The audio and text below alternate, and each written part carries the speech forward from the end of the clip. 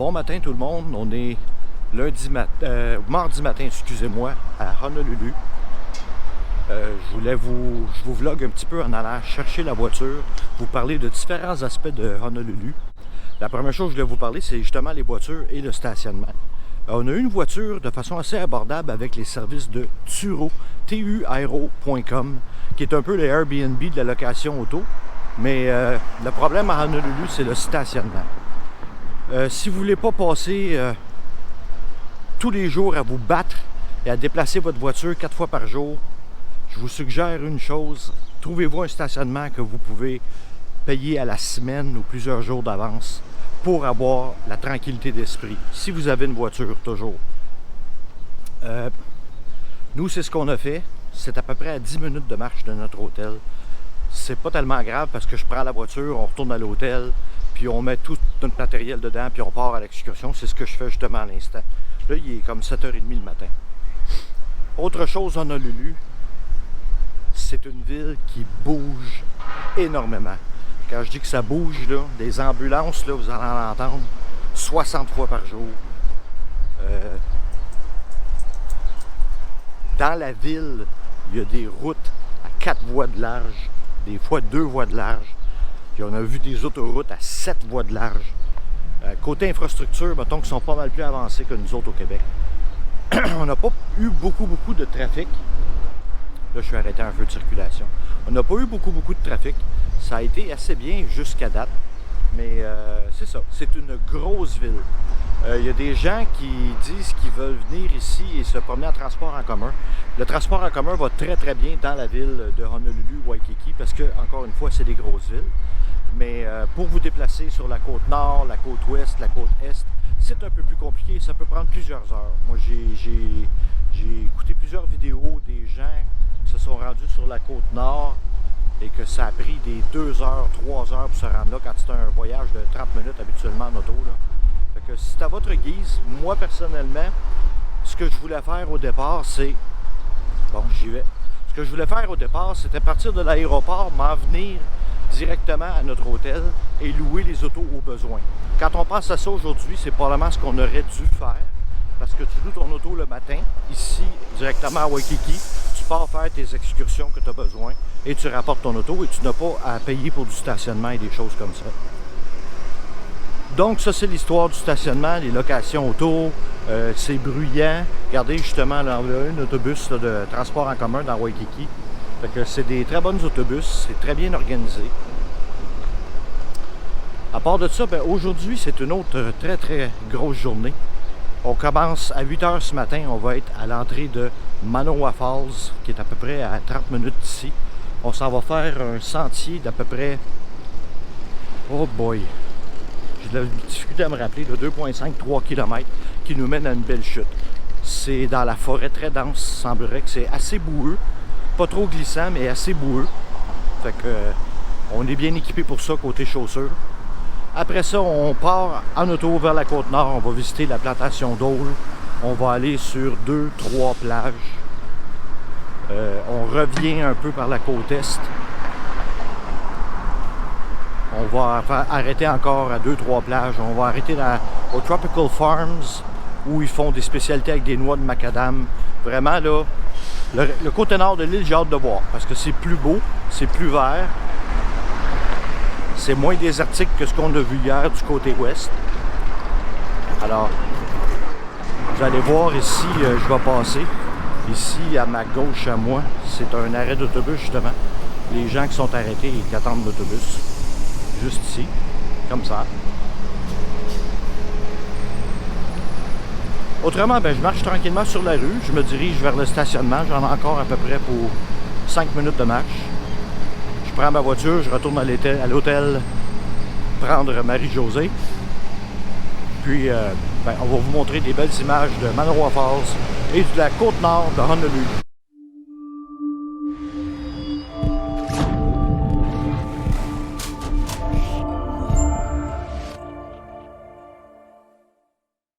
Une chose que j'ai oublié de mentionner côté stationnement, la plupart des hôtels, même celui dans lequel on habite, ils ont des stationnements.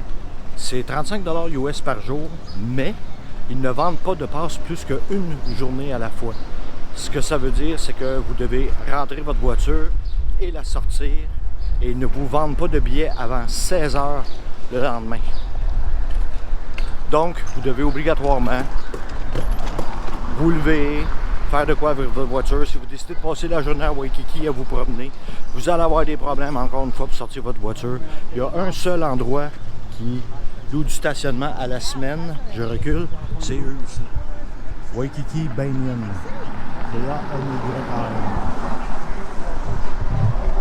Ce sont les seuls, en tout cas du côté est de Waikiki, qui ont du stationnement à la semaine. On l'a payé pour la semaine au complet.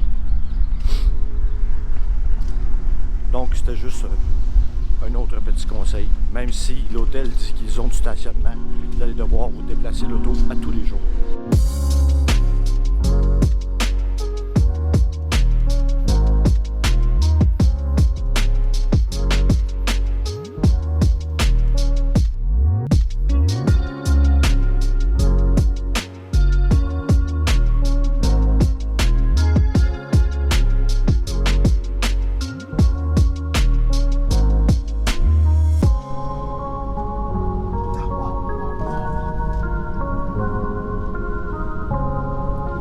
Manoa Falls.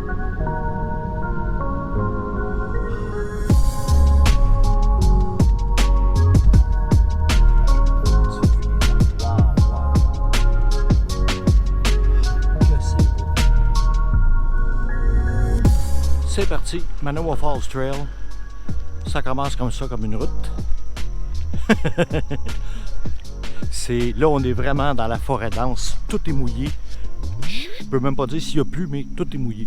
Et à l'entrée, pour vous donner une idée, ils nous vendent des bouteilles de chasse-moustique qu'on a gentiment décidé d'acheter.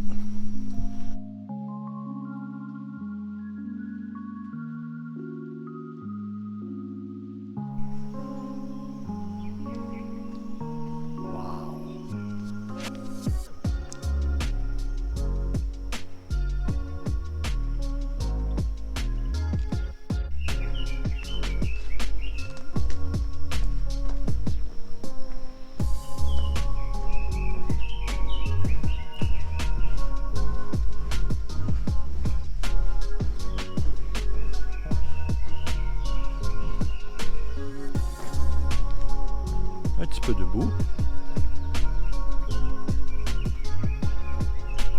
Oh, que c'est beau, hein? Wow! Que c'est beau! Ah!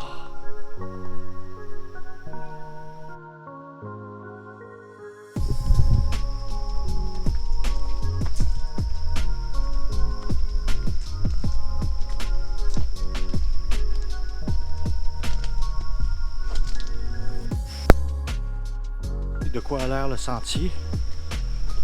Ça monte genre faux plat, pas mal tout le temps. Beaucoup de roches, c'est boueux, c'est glissant, faut faire attention.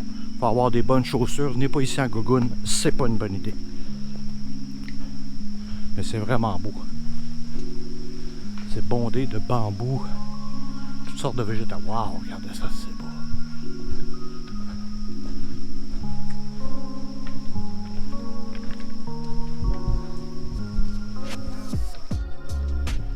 On a franchi le cap du 1 km et ça monte toujours. Le dernier bout, de toute façon, il disait que c'était pour être pas mal plus abrupt et ça l'est. Des bambous partout. Première vue de la chute au loin.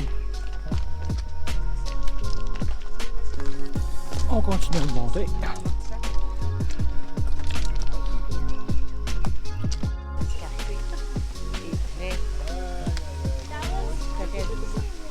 Donc, nous sommes arrivés à Manoa Falls. Il y a pas mal de monde, malgré qu'il est tôt le matin. C'est une très belle chute, assez haute. Wow, vraiment beau. Les gens qui peuvent aller à la base et se baigner, mais je pense qu'on va passer notre tour.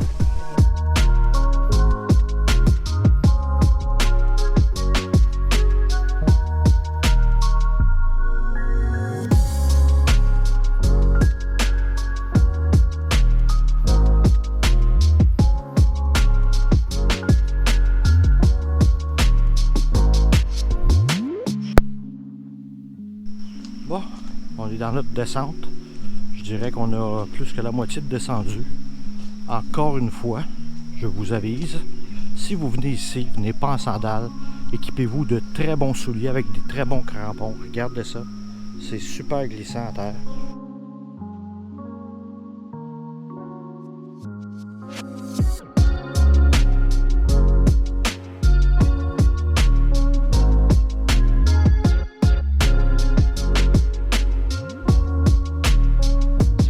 Bon, on vient d'arriver à la plantation d'eau. Si vous pensez que monter le Diamond Head, c'est toute une aventure, vous essayerez de vous stationner ici à 10h30 le matin. C'est très beau, hein? On devrait manger de la bonne crème glacée, je disais maintenant. Tu es contente, mon amour? T'aimes-tu ton voyage? Donc, on s'en va manger des ananas chez Dole.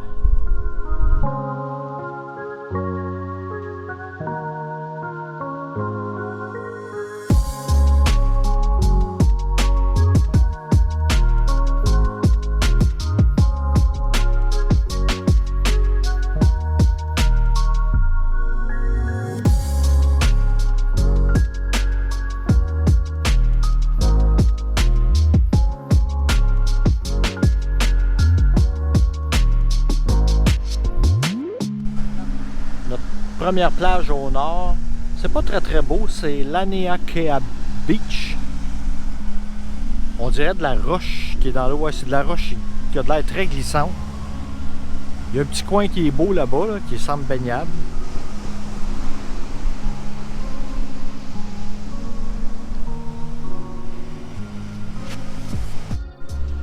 On a finalement trouvé notre emplacement pour dîner. Juste là.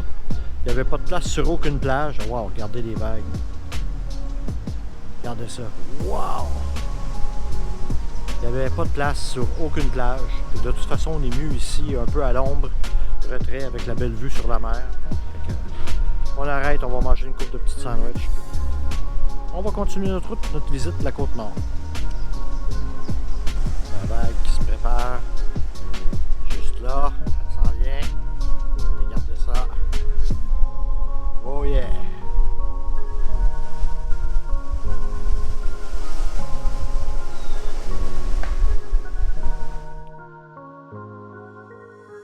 Probablement la plus belle plage qu'on a vue à date. On parle de Sunset Beach. C'est une des plus au nord. Si vous regardez au loin, il y a les vagues là-bas. Les gens font du surf. Puis la plage est quand même assez calme et baignable. Wow, c'est beau aussi. Il n'y a pas beaucoup de monde, c'est surprenant. Mais il faut dire qu'il vient d'avoir une averse. Fait que dans l'eau là-bas, il y a plein de surfeurs. Très beau ça ici. On vient d'arrêter spontanément comme ça sur une plage. Ça s'appelle Pounders Beach. Wow, regardez-moi ça, c'est beau. Toujours sur la côte nord, mais du côté est, nord-est. C'est vraiment beau. Il y a des grosses vagues. Cette fois-ci, on se rapproche un peu plus de la côte est. Ça, c'est la petite île de Moloki'i. Pas Molokini, mais Moloki'i. Ils vendent pas mal.